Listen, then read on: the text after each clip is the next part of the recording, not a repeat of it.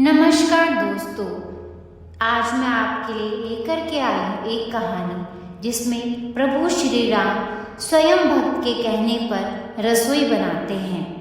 तो चलिए सुनते हैं इस कहानी को। बहुत साल पहले की बात है। एक आलसी लेकिन भोला भाला युवक था आनंद। दिन भर कोई काम नहीं करता, बस खाता ही रहता और सोए रहता। घर वालों ने कहा कि चलो जाओ, निकलो घर से, कोई काम धाम करते नहीं हो, बस पड़े रहते हो। वह घर से निकलकर यूं ही भटकते हुए एक आश्रम जा पहुंचा। वहां उसने देखा कि एक गुरुजी हैं और उनके शिष्य कोई काम नहीं करते, बस मंदिर की पूजा करते हैं। उसने मन में सोचा कि यह बढ़िया है, कोई काम धाम नहीं, बस पूजा ही तो करना है। गुरुजी के पास जाकर पूछा, क्या मैं यहाँ रह सकता हूँ गुरुजी? गुरुजी बोले, हाँ हाँ, क्यों नहीं, लेकिन मैं कोई काम नहीं कर सकता हूँ। गुरुजी, कोई काम नहीं करना है, बस पूजा करना है। आनंद, ठीक है, वह तो मैं कर लूँगा। अब आनंद महाराज के आश्रम में रहने लगा। न कोई काम न कोई धाम, बस सारा दिन खाते रहो और प्रभु भक्ति में भजन गाते रहो। महीना भर हो गया। फिर एक दिन आई एकादशी। उसने रसोई में जाकर देखा कि खाने की कोई तैयारी नहीं। उसने गुरुजी से पूछा कि आज खाना नहीं बनेगा क्या गुरुजी?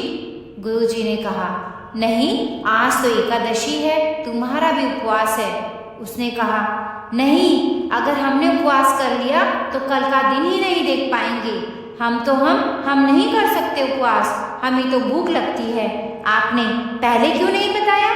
गुरुजी ने कहा, ठीक है, तुम ना करो उपवास, पर खाना भी तुम्हारे लिए कोई और नहीं बनाएगा, तुम खुद बना लो। मरता क्या ना करता, गया रसोई में।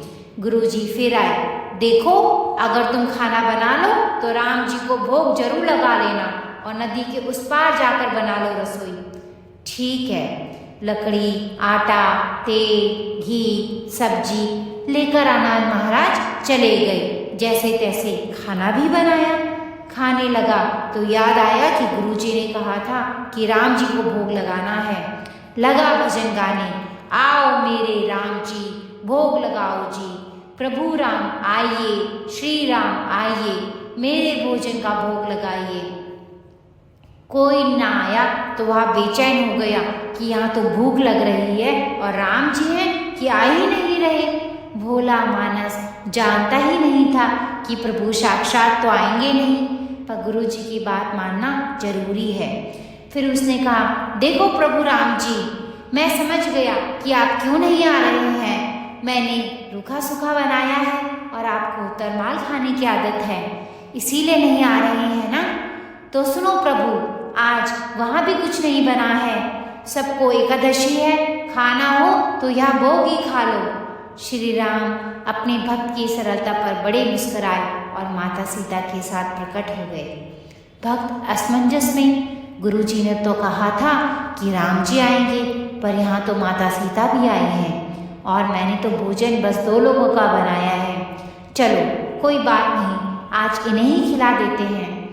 बोला, प्रभु मैं भूखा रह गया, लेकिन मुझे आप दोनों को देखकर बड़ा अच्छा लग रहा है। लेकिन अगली एकादशी पर ऐसा ना करना, पहले बता देना कि कितने जन आ रहे हो, और हाँ, थोड़ा जल्दी आ जाना। राम जी उसकी बात पर बड़े मुदित हुए, प्रसाद ग्रहण करके चले गए। अगली एकादशी तक यह भोला मानस सब भूल गया। उसे लगा कि प्रभु ऐसे ही आते होंगे और प्रसाद ग्रहण करते होंगे। फिर एकादशी आई। गुरुजी से कहा, मैं चला अपना खाना बनाने, पर गुरुजी थोड़ा ज़्यादा अनाज लगेगा, वहाँ 2 लोग आते हैं। गुरुजी मुस्कुराए और बोले, भूख के मारे बावला है, ठीक है, ले जा और अनाज ले जा। अब की बार उसने 3 लोगों का खाना बनाया। फिर गुहार लगाई, प्रभु राम आइए, सीताराम आइए, मेरे भोजन का भोग लगाइए। प्रभु की महिमा भी निराली है। भक्त के साथ कौतुक करने में उन्हें भी बड़ा आनंद आता है। इस बार वे अपने भाई लक्ष्मण, भरत, शत्रुघ्न और माता सीता को लेकर आ गए। भक्त को चक्कर आ गए, यह क्या हुआ? एक का भोजन बनाया तो 2 आए, आज 2 का खाना ज़्यादा बनाया तो पूरा खानदान आ गया। लगता है आज भी भूखा ही रहना पड़ेगा। सबको भोजन लगाया और बैठे बैठे देखता रहा। अनजाने ही उसकी भी एकादशी हो गई।